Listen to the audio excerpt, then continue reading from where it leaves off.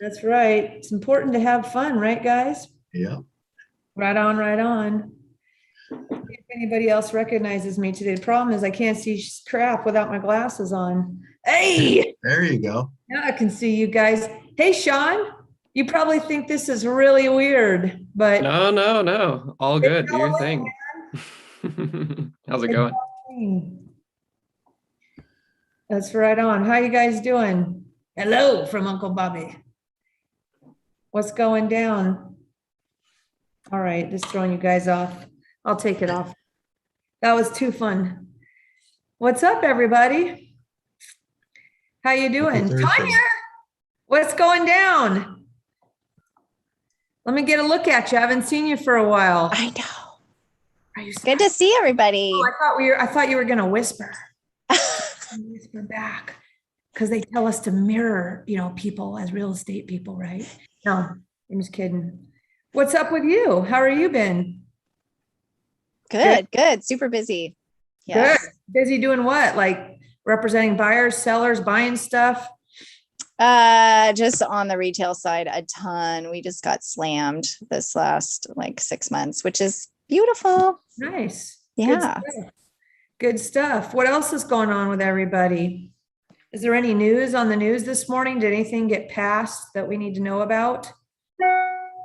Is anybody else here paying attention to potential tax stuff or making any plans for their taxes? I feel like real estate investors and brokers are even the ones that potentially make loads and loads of money, which may include some of you, are terrible at managing their taxes and planning and all that stuff. On the tax front, just focused on making that money rather than protecting it. So hopefully you guys are all paying attention and I just posted a really good video by Ken McElroy. If you guys don't know who he is, he's kind of I think he's sort of connected to the Rich Dad Poor Dad stuff, but he's a big baller on the multifamily side mainly, but just guys, good economic stuff.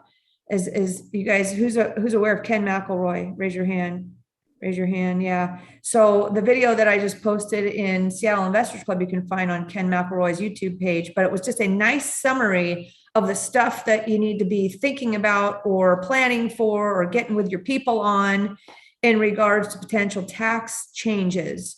And whether you're an investor or a broker or whoever you are and whatever your discipline is in life for yourself or for others, knowledge is power. And my belief is that whatever role you're playing at whatever time of the day, if you bring great information to people, that puts sticks in your pile to make you look like, the one that's going to help them the most or give you that opportunity and so forth. So have a look at that and share it, right? Share it to make yourself look smart. That's what I'm saying.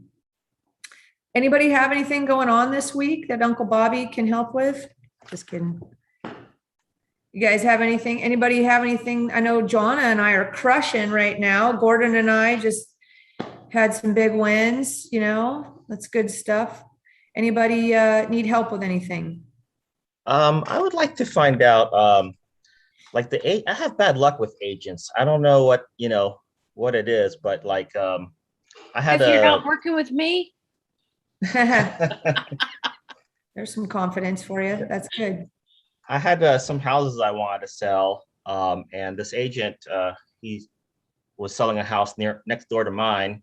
He contacted me and said he wanted to sell mine. I was like, okay, great. I'll give him a shot.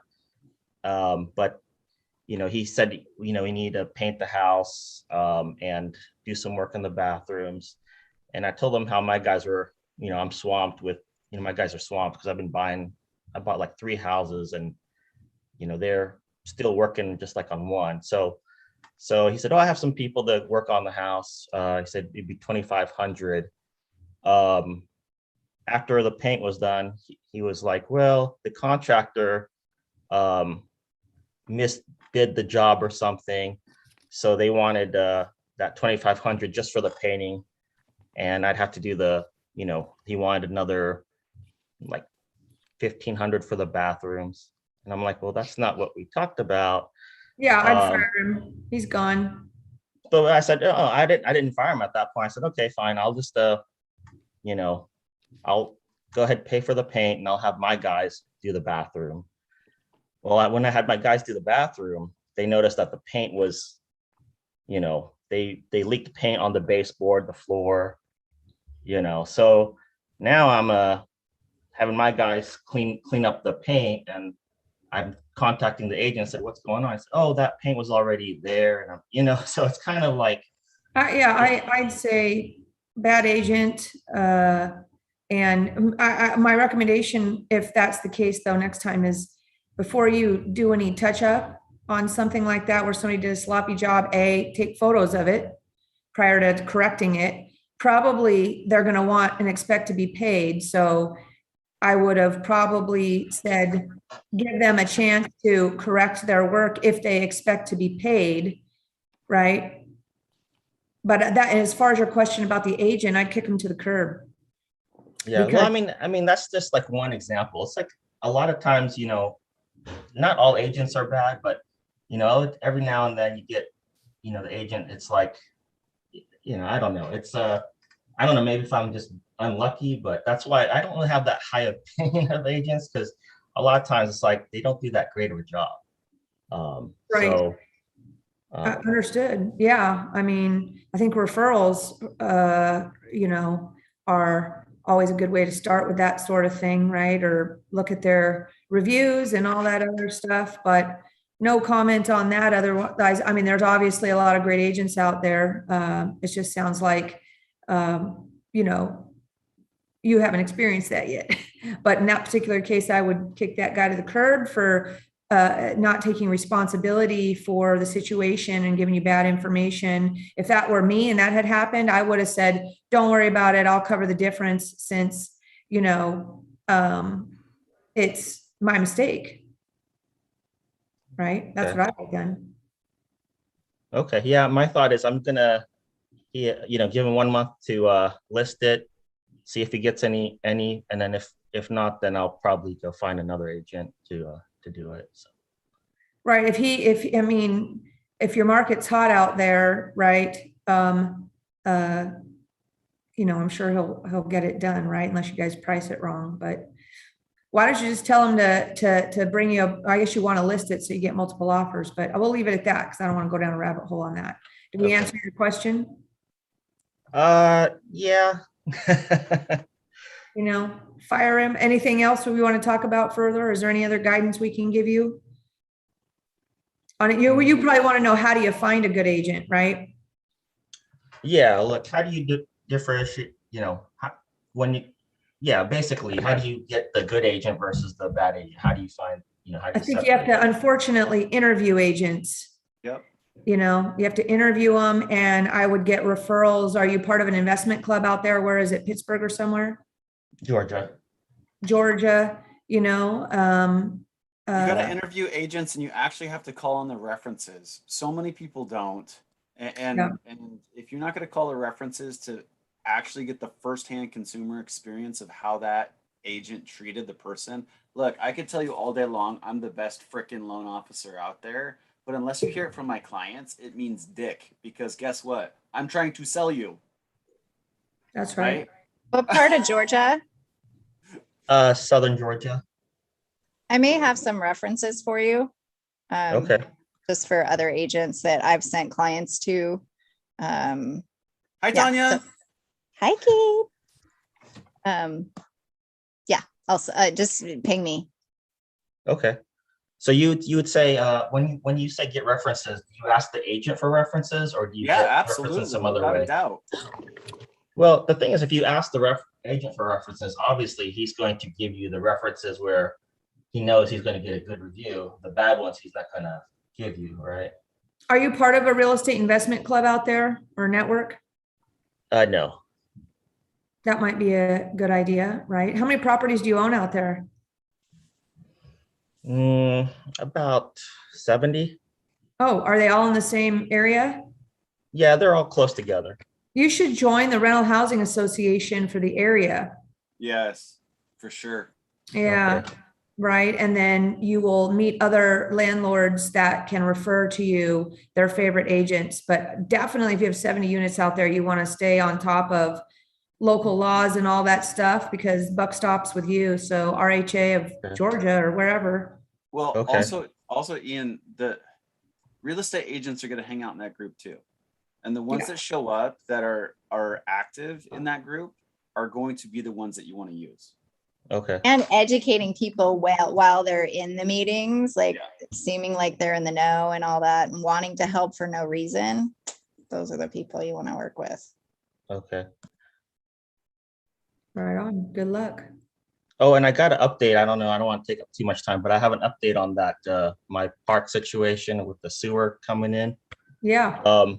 So they contacted me about the, about taking some land from my park. And, you know, it turned out they only need like 50 by 50 square feet, which is good because I was expecting them wanting to take 100 by 100 square feet, which would, you know, mess up my plans with either building 3 more lots or building an apartment complex. So they said, you know, we want to take this land. I said, well, how much are you going to give me for it? And they said, well, we were hoping you'd be generous and donate it to us. And I was like, well, I don't know if I'm that generous. But they said, well, how about if we take over your water and sewer system? And I was like, okay, that works. So What do you mean take over your water and sewer system? Well, we have the so the properties there, they're you know, that we have the it's for my park, and I have a lift station, and the sewage goes to the lift station and then to the county.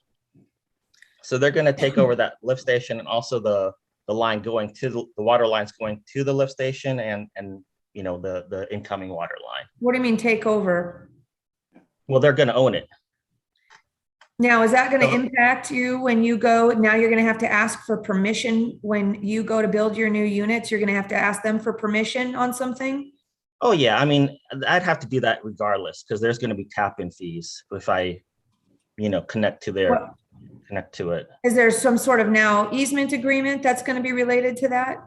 Because what I'm suggesting is that whatever you think you're going to need to build your stuff in the future, you need to write in to some sort of easement agreement or whatever, and protect yourself down the road for whatever you think you might need to touch that thing for. In my opinion, and what is there a cost or something that they're absorbing?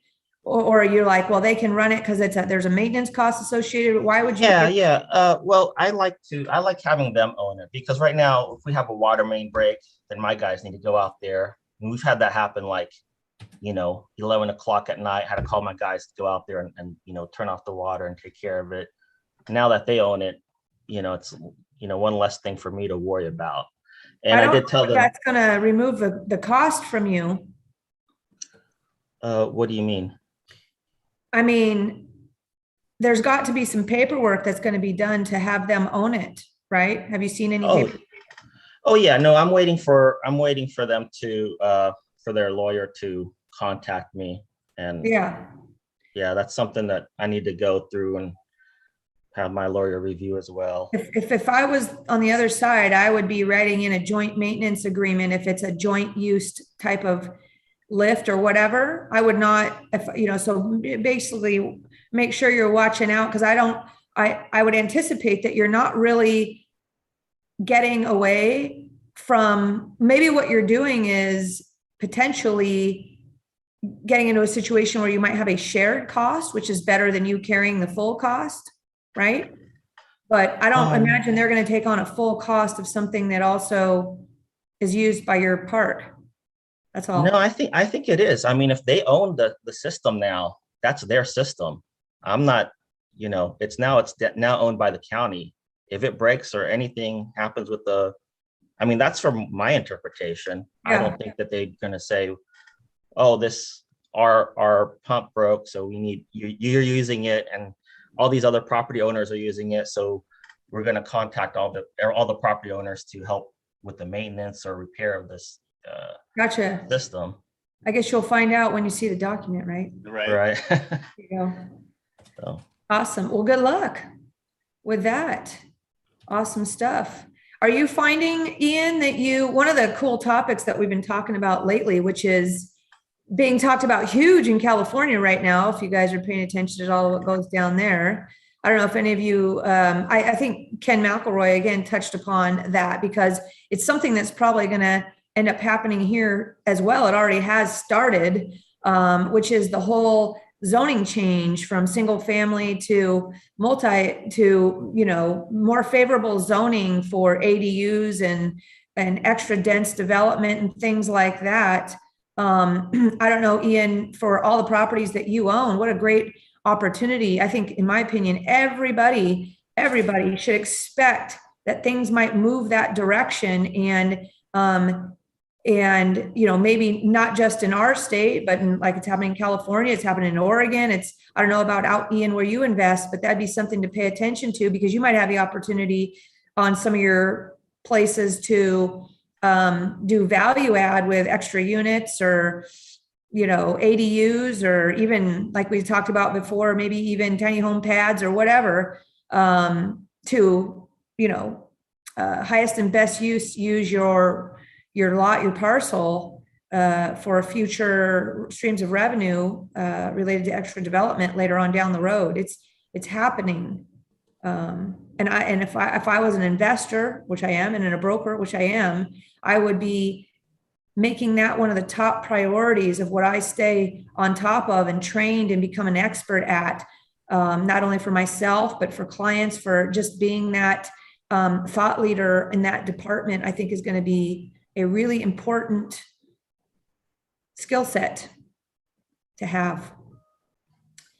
In fact, I think that even King County put on a training class for that this week, as well. That's something they do from time to time. And I know if you guys are in VIP, we've had some special training on that as well, which we will continue to make the forefront. So what about you, Ian? Are you sensing anything out there? I think that's great for here and in California where the property values are high. But over there, I can buy a property for 50 to 100,000. So it's like the cost to build an ADU. I think I was talking to Jimmy. I think he was saying it was around 250, 300. So That's because the labor cost here, though. If the labor cost is cheaper where you are, it won't be the same. Yeah, like down in San Diego, it's about 85. 85 for 85 to build for an an ADU. ADU. Wow. Yeah. I think you I should have a check pal on. that's doing it on every flip he does now. He just is starting to incorporate it because he's making so much more money. Hell yeah. Actually, Tanya, can we put him on the podcast? That's a great topic. Oh Yeah. yeah, I'll check in and see. You can co-host it with me That'd be fun. if you'd like. That would be a really great topic, don't you think, to cover, is how to maximize your investment on existing or new purchases. I mean, like if people are forward thinking, like I'm sure it's going to happen in Shoreline that I'd be land banking almost, some of those properties. Like Layla, I know you're looking for stuff. That's something for you to start paying attention to. Buying, Dion is here, I think today, but that's stuff we've been talking about. And I think really great topic, Tanya, that we're touching on here for investing out of state in cheaper markets where they're going to be allowing this sort of density and changes, is like being on the forefront of which markets that are cheaper labor, like San Diego or wherever. Shit, people will make a killing. Like nobody else is talking about this, guys. All of us here today, literally, aside from individual smart people, are probably the only ones talking about this. Okay. I don't hear anybody talking about this the way I'm suggesting. Do you, Tanya, aside from this guy? Like in any of your other groups? Well, down in San Diego, I think it is already starting to they label them as granny flats. Like it's starting, it probably the last couple of years they've been, right. But definitely now, like he's changed his business model where he's doing it more often than not, as if there's potential to, be, on the lot itself. Right. I mean, literally, you just start searching for those types of opportunities. Heck yeah. Is that the Major- full cost to, sorry to interrupt, is that the full cost, the 80,000 from labor, the permits and everything, 80,000? That's very cheap. 85 is roughly like his kind of template. Obviously, some are different depending on where the sewer lines are and, you know, just different things. Like it's better to get a property that butts up against an alleyway versus up against, you know, a neighboring property.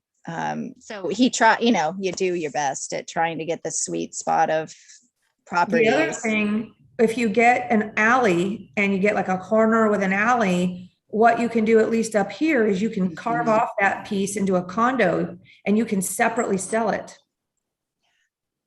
Condominiumize it. It's So with that, have you guys noticed that the cost of those are less? Like I'm seeing, and I'm not sure if it's just the ones that I happen to be seeing, but it seems like they're like people were thinking, oh yeah, it's going to be great and I can sell it for what like a condo would be. Mhm. But I'm seeing price reductions, at least in the last month when I'm Where in Seattle? Mm-hmm. I Have you think, noticed that? I gotta look at my phone. Jimmy Tang and I were talking about that. And I haven't been paying attention like to recent sales or anything, but I don't know, Alex, do you know anything that what those are selling for? I want to say they were selling for at least like 550, you know, or more, in Seattle. But I'm sure it depends on where it's at and, The neighborhood. you know, all that stuff. But, you know, I know Jimmy Tang is doing some of that stuff and him and I were talking about it. So again, maybe next week I can bring some additional information that I know we can come back, Tanya, and we can share more information about that. But this concept in general is, I mean, those who are on the forefront of smartness will be paying attention to this no matter what market you're in. And hell yeah, better markets that are cheaper, better, right? Yeah, for exactly. You know, Ian, you might be able to make a killing on something like that out where you are, literally. Yeah. Well, possibly. Well, If you're paying $2,500 for painting an interior, I'm like, it's cheap labor. Well, that's just painting the house. Still, that's way cheaper than anything I've ever painted here. Like ever. I've never gotten a $2,500 quote for any paint unless it was like one room. Yeah. Well, the labor is definitely cheaper there. I mean, I don't know if it's kind of embarrassing to say this, but yeah, my guys, I'm only paying them like $11.50 an hour for for labor. So is this Atlanta? Georgia, but probably Atlanta's in the city, More so it's going to be more expensive in the city. Right. Yeah, no, I mean, seriously, dude, you need to check into that as a side experiment. Anybody else have questions? Gerald, what's up? How are you? Pretty good. Welcome. So, thank you. Yes, I did have a couple questions, I guess. I'm now starting to look into investing, and I own a couple properties. But now, I guess my first question is, what is the cap rate right now in multifamily for like in North Seattle and West Seattle and Renton that you're aware of for like 6 and more units? I mean, that's I always hate to have that discussion about cap rate because there's different definitions, right? Is it a cap on your actual NOI or a pro forma NOI? Those are totally different numbers, right? They should have a spread between them. You know, yeah, I'm looking for not the pro forma though, so just the actual NOI. So just like a ballpark wise, what have you guys been seeing? Because I see some on LoopNet, but I'm not sure, you know, if those are pretty accurate or those people are just over asking. Well, Joanna and I have a 7-unit under contract that we're working on. We're brokering in West Seattle right now. And if you drop your info in the chat, I don't have I need to calculate it. I have to calculate it for you on what that is on the actuals. But quite low. Yeah, very low. Right. Okay. You know, it's a value add. I mean, let's reverse engineer the question. What cap rate are you looking for? Probably at least like a 7. Okay, 6? not Is Seattle. that even, that's not going to, is that Not even Seattle. possible Go in somewhere county? else. Not Yeah. possible in Seattle. Hmm. Mhm. So you guys seeing them like around what, 3s and 4s usually in the Seattle area? Okay. On actuals, and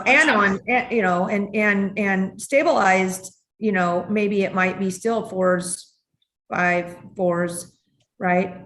And is it a value add? Is it a specific deal you're asking about, or are No, you? not specific one, just in general. Yeah. Yes. Are you aware of the tenant landlord rules in Seattle that are super nasty and ouchy? That is also a challenge these days, right? Although with all this BS that is going on with tenant landlord rules, I think we all agree, for those that are paying attention, that is actually going to force rents up. It is going to force rents up because Seattle landlords are going to be selling like crazy, and there's going to be less rental properties available, and it's going to push rents up. So cash flow doesn't exist, but appreciation does. So it depends on probably what stage or what your point is, or maybe you're looking for a 1031 exchange or something like that while they're still available. If you're just looking to get started in multifamily investing, you might start looking in like out of state or Spokane or, somewhere like that, which Yeah, I've been looking there too, so. is the intent, here's the question, is the intent of your wanting to invest in multifamily, is it for cash flow, or are you totally dialed and living a life of luxury on your own cash flow, and you are now able to cover all your bills through your passive income, and you are now ready to invest for appreciation and upside gains like that? Well, I'm looking to get hopefully a little bit of both. So I've been looking a lot in the Florida area, Okay. but I live in King County, so so I just want to see if there's things here, and I do have a couple properties I'm looking at 1031 as well. Well, I'd say Ian is your guy to talk to here on this, because Ian is finding cash flow and appreciation. I don't know if you're buying multifamily or you're buying a bunch of singles though, Ian. Which one? I'm doing single family right now because I'm finding them to be a higher cap rate. Yeah, multifamily, the cap rates have gone down is what I've seen, which is good if you own it already. But if you're buying it, you're having to buy at a higher price point. Got it. Yeah. Somebody that you should go connect with is my friend Jennifer Beatles. Do you know of Jennifer? No, I don't. Jennifer Beatles is kind of the local person, actually nationally, who has a big platform and deal flow of out of state properties across the US and what she feels is the best markets for job growth and et cetera. And you can connect with her by looking on Facebook for Agents Invest or Addicted to ROI. Okay. And you tell her I sent you. Say, Julie Clark sent me over to you. And she will take good care of you. And you can get signed up to learn all about out-of-state investing and how those deals might be better for you. And also get in on getting deals sent to you. Okay. Really great resource is my friend Jennifer. But we do have Colin with us today too. Go ahead, Gerald. No, go ahead. I'll ask you later. I'll just message you. It's fine. Thanks. Okay. Colin here is in Spokane. So Colin, you have any comments about the Spokane market on this topic? If you're there? On cap rates or? Well, what's it look like? Can you buy multifamily in Spokane that cash flows and also has appreciation? Or is it like what the trouble we have here in Seattle? Where? If you're buying, so appreciation is continuing to go up in the Spokane area on all properties for at least another 12 to 18 months from the numbers I've been seeing. Multifamily deals are still there. They're getting tougher. I would tell you that at least in the Spokane and Spokane Valley areas, not more than 2 years ago, you could buy a duplex for less than 160 grand. And it would cash flow for you. You could easily get $800, $900 in rent for each unit. Now, the last numbers I've been seeing from my realtor friends here has been in Valley and downtown area have been duplexes going for 400,000, which is absolutely insane here in Spokane. So, but they, like I said, the forecast says that they'll continue to go up for another year and a half as far as appreciation. Rents continue to go up significantly here in Spokane. It's getting an interesting spot where the city, downtown city of Spokane, not the Valley or the surrounding cities of Spokane, but the city of Spokane itself is starting to put more money into housing vouchers and assistance for renters.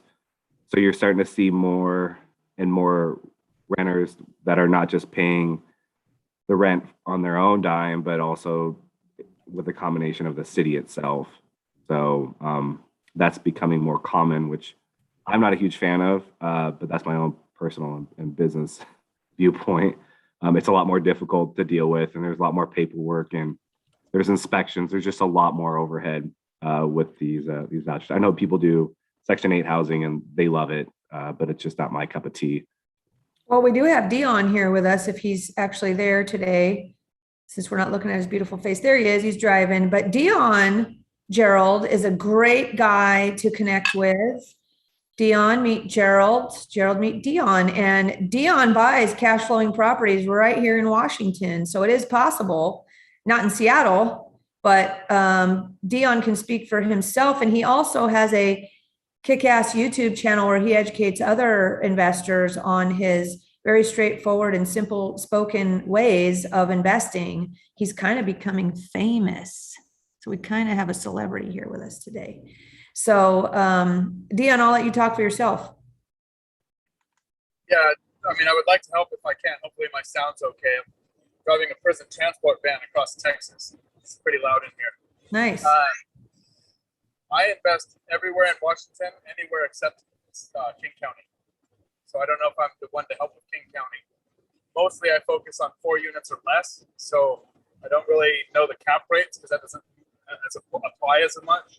But I will post my email in the comments if you want to reach out. Happy to answer any questions I can. Hey, that sounds great. Yeah, because I'm also looking at Tacoma area as well.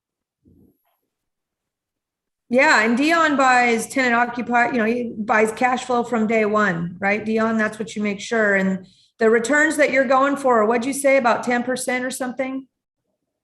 Yeah, so far 10% or better, all right off the MLS, all with traditional financing, no rehab, just tenant occupied or already rent ready. And then I have a strategy that gets the tenants to request the rent to go up. So that helps. Makes it a little easier to make them cash flow. Okay, cool. Super stellar guy right there. Thanks, Dion. We love it when you show up. Anybody else? Sean, what's up with you? I'm new here, first time. Just recently moved to Seattle from the Northern California area. I've been working in real estate sales and property management for my whole career, 5-6 years now. Awesome. Starting up a tech company specific to real estate, been running that for about a year or so now. But I'm here to network with Seattle and Washington people because, well, I'm new. So Awesome. Just listening and learning. Where are you from in the Bay Area?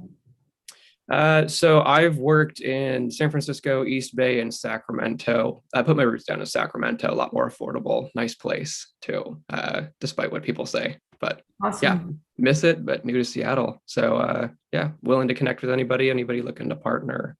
Good property management solution here for sure. And I'll be getting my broker's license in Washington here within the next month or so. Perfect. I am myself. I'm from Alameda, if you know Alameda. Yeah, very nice. Born and raised, go Hornets. So you're a property manager? What's your prop tech startup? Yeah, if you want to check it out, it's awning.com. So like Awning. the overhang, AWNING. Essentially, it's opening up brokerages in different states for investors specifically and finding you the best deals of the day on the MLS. Pretty cool Have you heard of- company. So I think I saw actually your company somewhere. Are you doing any type of incubator, Techstars type of thing? Or are you just going for it? Yeah, we're venture capital backed at this point. So we just did a funding announcement, raised about 9.3 million, and we're just hitting the ground running. So we got Wow. California and Texas up and running, and running out to a couple more states, Florida, Georgia, Alabama. And so is it the number one focus is property management? Nope, we don't do any property management. We are a Oh. real estate brokerage, and we make our money on the buy side, and we're representing investors. You go to Roofstock and try to buy some stuff from Roofstock, but they represent the sellers. So kind of a conflict of interest, if you ask me. We're trying to do the opposite. Have you ever heard of Pelago?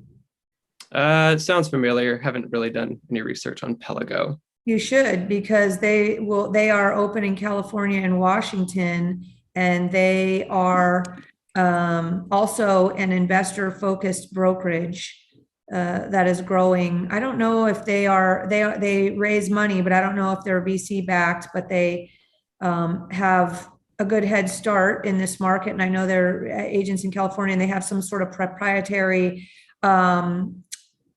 research tool for analyzing deals and that sort of thing. Are you primarily focused as your buyer client being an investor? 100%. We don't deal any kind of primary residences. We are focused completely on the investor, and we're getting a lot of traction, which is fun. Great. Well, geez, I'm going to look harder and check you out. Cool. Awesome. And are you the founder, or what's your role? One of the early employees. I'll be one of the brokers of record in Florida and potentially California here. Yeah, I wear a lot of hats. I help clients, operations, everything. And you guys are operating in California and Washington at this point, and Florida, or what markets? California, all major markets. Texas, all major markets. Florida within the next couple of weeks, all major markets. And then we'll be pushing out to a few others shortly. Washington's on the short list. Awesome. And so what is it that makes Awning special about buyer rep for investment properties? Is there some sort of value add or something special, this or that? What is that all about? Yeah, absolutely. I mean, there's two sides to it, right? Of course, you get your buyer representation, right? Not that out there on your own. And that's really helpful to have somebody boots on the ground who knows the market well, which is what we've done in each state. Additionally, though, we have the technology to run these deals. So, we have an algorithm pulls every MLS listing into our back end. We filter it out based on rental rates, and we understand these areas. We get rid of 99% of these deals. We don't even look at them just because we know it's not worth spending our time. Top 1% of deals we hand underwrite and analyze. Our underwriting analysts come from some of the biggest institutions in the country: Progress Residential, SFR3, all of them. And then if we think they're good, after we've done our due diligence on them, we push them in front of the investor and help you transact. So it's not just we've got some technology that funnels some properties in front of you. We're doing a hand underwriting of all of the best deals and justifying why. And these are all MLS listed properties, because that's where you're pulling your data? Correct. No off-market stuff? Not currently. Gotcha. Yeah, that is, Did you see that? Sean winked. There's something in the works. He winked. Yeah, you should definitely connect with check out Pelago, because they do the same. They basically, what you described is what they do as well. And they have they scrape all the deals, and I don't know that they go as far as you guys as far as hand underwriting those deals. It's more probably like available tool for everybody to use. So good for you guys. Awesome stuff. Good luck. Thank you. Yeah, Appreciate it. We'll be able to do some business together. I'd be curious to, since you will be representing those buyers, if you will be working with agents and investors like myself and others, where if you have the buyers and we get a lot of off-market leads, right? If there's a way to, I'm sure there is, right? We just contact. If there's a way to do it legally, then we can explore it for sure. Legal. Off-market deals are 100% legal to do. So good stuff. And are you just getting started in Washington? And So you- right now, I'm the only employee that's up in the Seattle or even Washington area. I moved here for personal reasons. So my wife, she just got a job at Amazon. We relocated up here. But yeah, company's not going to be starting off in Washington necessarily anytime soon in the next quarter or so. But me personally would like to network for, of course, personal reasons here. Gotcha. Yeah. Kevin, taking notes? Gotcha. Okay. This is my friend Kevin. Kevin, go ahead and say what you're up to.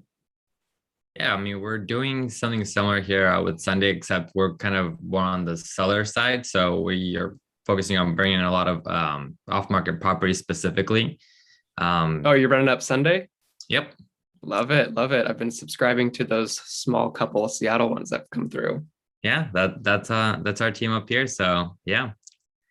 Yeah, we're gonna work to try and get some more deals flowing to the Sunday way, right? For those of you that are on VIP, we're gonna have a big meeting about this. But yeah, you guys seem to be on potential opposite sides of the coin there, Sean and Kevin, huh? Yeah. Yeah, absolutely. I think there's some opportunity there. We'll connect for sure. Look at that. A little match made in heaven right here in front of us. Yay. Now, both of you, please make sure you give credit to Seattle Investors Club for introducing the two of you guys. Awesome. Love it. That is, you guys, none of the rest of you guys probably understand how big of a deal that just happened, but that'll be fun to watch. Congratulations. All right. Anybody else? Welcome. Thanks for showing up, Sean. Anybody else? Thank you. And I'd love to talk to you separately, Sean, off, just I'm a connector. So maybe there's a way to tee you guys up with some investors. Anybody else? What's going on? This is Kathy. I have a question about IRAs. Have you heard anything about there's legislation that's going to limit self-directed IRAs and so forth? Yes. What's with that? Yes. Yeah. There is a whole coalition headed by my friend Jeff Watson.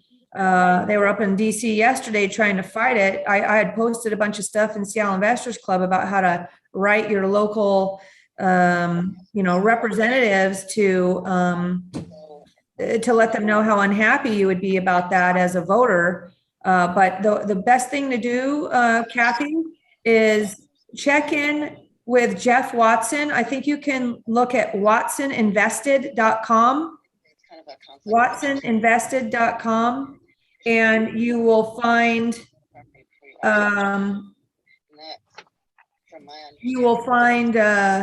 maybe some information to follow on that. We can hear somebody talking, whoever that is. I don't know who it is. Joe, maybe you can mute him. Okay. Yeah, there's a fellow named John Heyer, and he has a website. Yes. To people to go to, handsoffmyira.com. Yes, that is what I used. Yes, I used his templates to do that, to make my voice known. But follow John Heyer, yes, and Jeff Watson on that subject matter. They are leading the coalition to help fight against that in DC. Lennox, what's up? Hello. Hi. First time dialing into this. Awesome. Thanks for coming. Yeah. Thanks to Tanya for reminding me to log in. Sorry for joining late. I have a question. I'll just give a brief background about what I've got going on. So I have a small portfolio in West Seattle, and I will be inheriting. I'll be closing on another property in a little bit, actually next week, and we'll be inheriting some tenants. One of which is a Section 8 tenant, and I've never dealt with Section 8 in Seattle before. So I wanted to just ask if there's anyone on the call who's familiar with what's new and trending in the world of Section 8, what I can and can't do, some things that I should probably start thinking about as I take on this fourplex. Julie's gonna connect another one. Julie? Me? Yeah, who is it? He's right down there. He's on mute. Caitlin? Dion. Caitlin? Dion? Oh, Dion. Oh, okay, Yeah, this is Dion. Dion all day long, man. Dion all day long. What you got, Dion? Dion's driving. Yeah, Lennox connect with Dion. Can't hear you. There we go. Sorry about that. I'm trying not to die here. Do you know it gets windy in Texas? Oh, does Can it? somebody repeat the question? Sorry. Oh, I was just I'm over here in Seattle, and I'm inheriting. Well, I'm closing on a fourplex, so I'll be inheriting some tenants. One of which is a Section 8 tenant, and I've never rented out to Section 8 before, and I've heard lots of horror stories. So just wanting to know, what can I do? What can't I do? What are some things I should start kind of getting myself familiar with as I move towards inheriting this tenant? It's a little easier since you're buying it with the tenants in place. Earlier, they talked about you have to have inspections and there's extra paperwork. That's already done. It's all in place. So you'll have a lease between you and the tenant. Section 8 it just has a contract with the tenant to pay their portion. So whenever you go to renew, you'll also renew with Section 8. So you want to reach out to them, let them know that you're the new owner, because they are going to schedule a time for the next inspection. They let you know, they let the tenant know. You don't have to be there for it or anything. I keep about 1/3 of my units Section 8 as a form of diversification. So I go 1/3 military, 1/3 Section 8, 1/3 not, so that if there's ever a long government shutdown or a stock market crash, it doesn't hit your whole thing. There are good Section 8 tenants and bad Section 8 tenants. There are good tenants and good and bad tenants across the board. The property attracts the type of tenants. One of the problems is a lot of people associate Section 8 with low income housing, and that's not what it is. It's fixed income housing.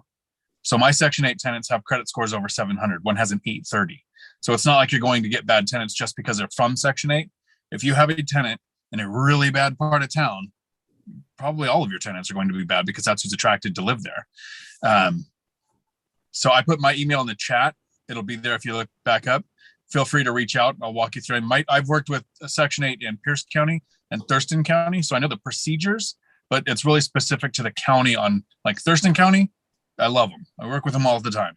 Pierce County, I might phase them out, right? So it depends on how the people in King County are. And I know that with the housing shortage, they're kind of proactive. So they're probably pushing for more landlords to come on board. And it's kind of nice to have a guaranteed check, that their portion is going to be paid no matter what, because you're going to get a check from the tenant for the part they qualify for, and then you'll get a deposit from the housing authority as well for their portion of it. So it sounds like he needs to check in when the annual inspection is due on that unit, and then make sure Section 8 knows to put all the administrative stuff back into his name or whatever to continue to get his checks. I would imagine also, Lennox, do you have other units that you already own in Seattle? Yeah. And so, the overlay of all the nasty tenant landlord rules and all the noticing and all the rent increase rules and all that kind of jazz is going to apply, I am sure, to you as well in regards to what you're used to dealing with your tenants already in the Seattle area. But yeah, Dion's your man there. And then for those of you also remember, we just did 2 podcasts with Caitlin Jackson from Dimension Law Group on the rental housing updates. And that is a great resource for you guys. Joe, are both out or just one of them so far? Just one, but the next one drops tomorrow morning. Okay. So Lennox and everybody else, if you go to our YouTube page for Seattle Investors Club, or just the Seattle Investors Club website, we'd love for you to jump on our YouTube page and subscribe so you get all our great podcasts and stuff like that. We recently covered all the rental housing rules with a lawyer who is closely tied with RHA and all that stuff, Caitlin Jackson, and you will see that on our YouTube page, like I said, for Seattle Investors Club. And that should, Yeah, I will check that out. are you a member of RHA? I should be. I've kind of just been winging it, and Not want to wing it. It is such great resource. Every document, every form you need is there. It's only like it'll probably, you just absolutely need to join RHA. 100%. yeah, I will. I think I've been procrastinating that one, but I'll join this week. Okay, good stuff. Thank you guys. Thanks, Dion. I appreciate it. I will send you an email as well. Awesome stuff. Okay. It is 12:23. Anybody else today want to introduce themselves or have a question about anything going on? Anybody want to tell us a big win they've had or something cool? I have a quick question for a resource of, since we were talking ADU stuff, for Snohomish County. I just remembered, I have a client that start probably in February is when she'll be going on the, or either on the market or just getting rid of this property. And I think it has the potential for either splitting or the ADU that's already permitted and being rented, maybe like going 2-story. Like, I just want to know if somebody has an in on Everett. In regards to the rules or? Yeah, the rule, like what's possible with like square footage, because I dug around online and some of the information wasn't really clear. You mean as far as lot size and all that? Lot size, yeah, what it entails to split it if possible, because her like we got conflicting information, 4,500 square feet. And then somebody else said 5,000 and her lot is 91 and some change. So Right. Yeah, we're just trying to like, can we actually make 2 properties? Because the 2 houses, like the actual house and the ADU or the DADU are here. And then if it can split in half and then build on this other side, if that makes sense. Like if it's a Right. I'm not rectangle. sure, what the Snohomish County and specifically Everett rules are on the whole ADU. Did you say she's going to sell it? And so you want to Well, she's just not sure. So Okay. right now she co-owns with her sister-in-law, Got it. but owns the majority. And the sister-in-law is moving out now. And so they're doing repairs, not sure if they're going to bring a renter in, sell, keep and build or what. We just want to know what her options are, and or maybe partnership, like we may do a partnership if there's something that we can actually I get put moving. Aaron's brother construction in there. Call Joseph or Melissa and ask them a couple questions. And so Joseph is the former Master Builders Association president. Oh, nice. He could get you in touch with somebody that would know if he doesn't know. But yeah, talk to Joseph or Melissa. They can give you their tribal knowledge and then point you into the right person. And who, I missed where they're from. Aaron's brother construction. Okay. And the other thing is that, for example, Shoreline, right, is in Snohomish County. Shoreline right now does not allow ADUs by investors. You have to be an owner occupant. So aside from whether it can be subdivided or not, it's important for you to know by city and county if it's allowed for an investor to do it, or you have to be owner occupied to do it. And so you need to check with the county, and then you need to check with the city of Everett if that's where it's at, right? Layla says Marysville doesn't allow non-owner ADUs, neither does Shoreline, right? So I don't know the answer for Everett, but I would also double check what the zoning is on that particular parcel. If maybe it's zoned for higher and better use for multifamily or something, and you guys are missing that, if you know what I mean. So like zoning, like R2 zoning, you mean? Like whatever multifamily or higher density zoning is for Everett, you want to make sure, just whenever you're looking to do something with a property, the very first thing you should look at is to double check the zoning. Because there's a lot of urban villages now that have upzoned. And you might not realize it, and there might be a lot more value than just putting an ADU or something on there. Maybe it can be an apartment building or, a development of townhomes or something like that based on its location. So everybody should always get in the habit of checking the zoning, because the zoning's been upzoned all over the place and will continue to be. But, county, city, I would just call up the planning department for the city of Everett and tell them the parcel number and ask them. Yeah. Or go down there for an appointment, sit down with them, because knowledge is power, right? Whether they keep it or sell it. Yep, definitely. So in Shoreline, what some of the owners are doing is, like, people will flip a house, and since they're an investor, they can't build the dadu or whatever, the units in back, but the lots are big up there. So they're getting the plans done, and they are selling the property with the plans, right? Trying to maybe get a little bump on their price there for that reason. That makes sense. There's a property, like a comp for this property. That's exactly what they did. They got all the plans, they got the permitted, like all the information together, and are selling it at like that being a selling point. Right. That makes sense. There Thanks you for go. that hot tip. There you go. Awesome. 7-unit deal in West Seattle. Gerald's already under contract. Sorry. But we'll let you know if something changes there. Cool. Anybody else? Great to meet you guys. Sean, thanks for coming today. We want to keep talking to you and hear more about what you're up to. And of course, Kevin, as always, and Lennox, thanks for joining us. And Tanya, bringing Lennox along. And Tanya, let me know if, there's an opportunity to do a co-podcast with your buddy in San Diego doing the ADUs. That'd be interesting. Yeah, I'll definitely check with him today or tomorrow for sure. And Ian, good luck on all your sewer stuff. Anybody else?